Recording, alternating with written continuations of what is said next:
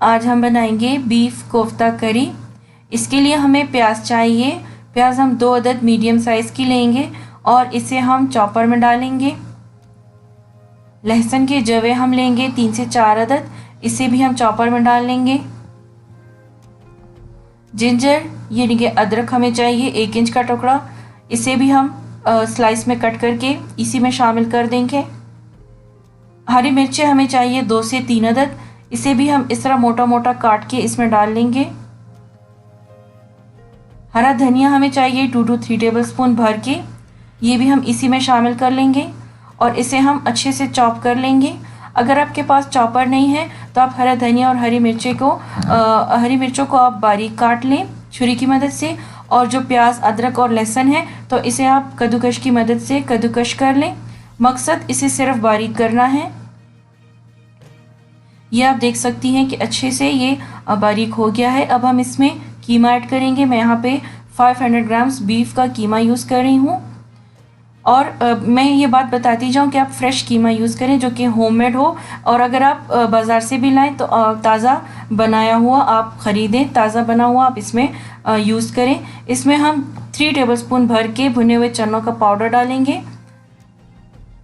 1 tablespoon हम इसमें भुना हुआ और कुटा हुआ धनिया डालेंगे। 1.5 टीस्पून हम इसमें भुना हुआ और कुटा हुआ ज़ीरा ऐड करेंगे। गरम मसाला ये भी ताज़ा ग्राइंड किया हुआ है, ये हम इसमें डालेंगे 2 टीस्पून। सूरख मिर्च का पाउडर हम इसमें डालेंगे 1 टेबलस्पून। अगर आपको कम मिर्चें पसंद हो तो आप हरी मिर्चें और सूरख मिर्चें अपनी टेस्ट के हिसाब से एडजस्ट कर सकती हैं। घी हम इसमें ऐड करेंगे 1 टेबलस्पून भर के, इससे कोफ्ते बहुत सॉफ्ट रहेंगे। नमक हम इसमें डालेंगे 1 टेबलस्पून। मैं यहाँ पे 1 टेबलस्पून यूज़ कर रही हूँ, आप अपने टेस्ट के हिसाब से एडजस्ट कर सकती हैं। 1 अदद हम इसमें अंडा ऐड करेंगे। फिर से हमने इसे इसी तरह चॉप कर लेना है।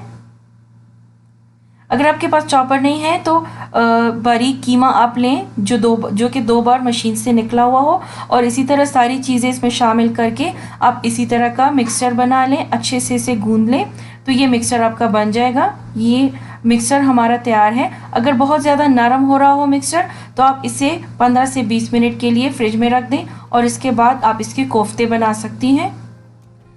ये इस तरह करके अब हम इसके कोफ्ते बनाएंगे, छोटे या बड़े ये आप अपनी मर्ज़ी के हिसाब से बना लें। मैं यहाँ पे थोड़े मीडियम साइज़ के बना रही हूँ। हाथों पर पानी लगाते हुए इस तरह करके हम मीडियम साइज़ के कोफ्ते बना लेंगे। सारे कोफ्ते इसी तरह बिना क्रैक्स के दबा दबा कर हमने बना लेने हैं और इसे हमने फ्रिज में रख लेना है। अब हम इसके लिए करी बनाएंगे। करी बनाने के लिए हम एक पॉट लेंगे और इसमें हम तकरीबन आधा कप ऑयल डालेंगे। 3 से 4 हम हरी इलायची इसमें तोड़ के डालेंगे।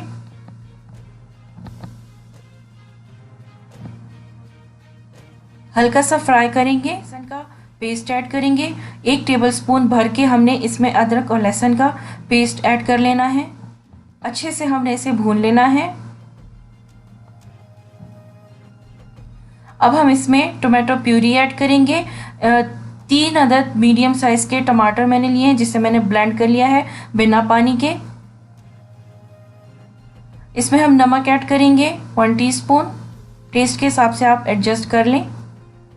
सूरख मिर्च का पाउडर इसमें हम डालेंगे 2 टीस्पून, यहाँ पे टेस्ट के हिसाब से ये भी आप एडजस्ट कर लें। हल्दी पाउडर हम इसमें डालेंगे 1 टीस्पून। धनिया पाउडर हम इसमें डालेंगे 1 टेबलस्पून।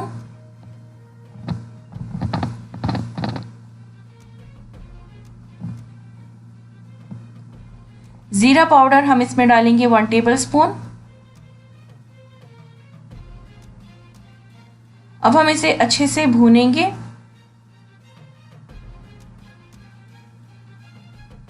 साथ ही मैं इसमें यहाँ पे 1 टीस्पून भर के देगी लाल मिर्च या फिर कश्मीरी लाल मिर्चें जिसे कहते हैं, तो वो मैं इसमें 1 टीस्पून ऐड करूँगी। अब हम एक ब्लेंडर लेंगे। ब्लेंडर में हम 1 कप दही ऐड करेंगे। दही अच्छा वाला होना चाहिए, थिक वाला होना चाहिए, पानी इसमें ज़्यादा नहीं होना चाहिए, और जो दही है ये खट्टा भी ना हो। इसमें हम ब्राउन की हुई प्याज ऐड करेंगे। 1 अदद लार्ज साइज़ प्याज मैंने ब्राउन कर ली है। बहुत ज़्यादा ब्राउन नहीं करना, अगर आप बहुत ज़्यादा ब्राउन करेंगे तो ग्रेवी अच्छी नहीं बनेगी। इसका हम पेस्ट बना लेंगे। ये आप देख सकती हैं कि जो हमने टमाटर ब्लेंड करके इसमें ऐड किए थे तो वो अच्छे से फ्राई हो गए हैं। ये अलग से इसका ऑयल निकल रहा है। अब हम इसमें पेस्ट ऐड करेंगे जो कि हमने अभी बनाया है। दही भूनना है। पहले के 3 से 4 मिनट हमने इसे ऐसे ही भूनना है और इसके बाद ढक के हमने इसे रख लेना है। अब हम इसे ढक कर रखेंगे और इसके बाद हम इसे फिर से भूनते जाएंगे। 8 से 10 मिनट लगते हैं मसाला भूनने में। अगर नीचे लग रहा हो तो आप इसमें थोड़ा सा पानी भी ऐड कर सकती हैं, लेकिन यह है कि जितना अच्छा आप मसाला भूनेंगी तो उतने ही अच्छे इसकी ग्रेवी बनेगी। करी बहुत ही ज़बरदस्त बनेगी। नमक हम इसमें एडजस्ट कर सकते हैं अपने टेस्ट के हिसाब से।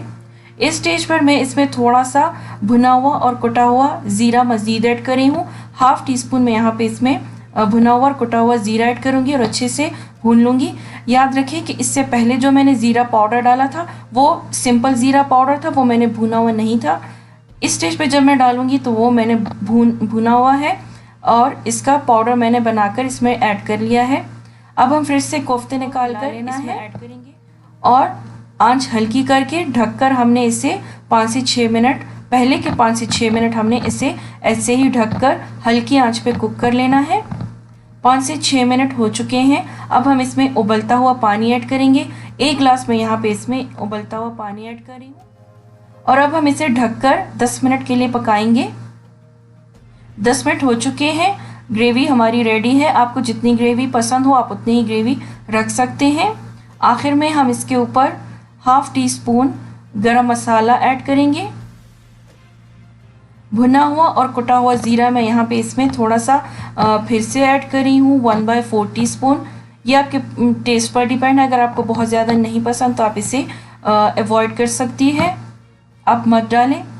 इसमें हम फेनुग्रीक लीव्स यानी कि मेथी डालेंगे, खुश्क मेथी जिसे कहते हैं कसूरी मेथी, वो हम इसमें 1 टीस्पून डालेंगे और इसको बिल्कुल हल्की आंच पर 5 मिनट के लिए दम पे रख कर छोड़ देंगे और ये हमारे कोफ्ते तैयार हैं। बहुत ही सिंपल और बहुत ही डिलीशियस रेसिपी है। आप इसे ज़रूर ट्राई कीजिए। मैंने इसे उबले हुए अंडों के साथ गार्निश किया है और इसके ऊपर हरा धनिया डाला है, तो आप इसे ज़रूर ट्राई कीजिए। और अगर आपको कोई भी क्वेश्चन करना हो तो आप मुझसे कमेंट बॉक्स में पूछ सकती हैं।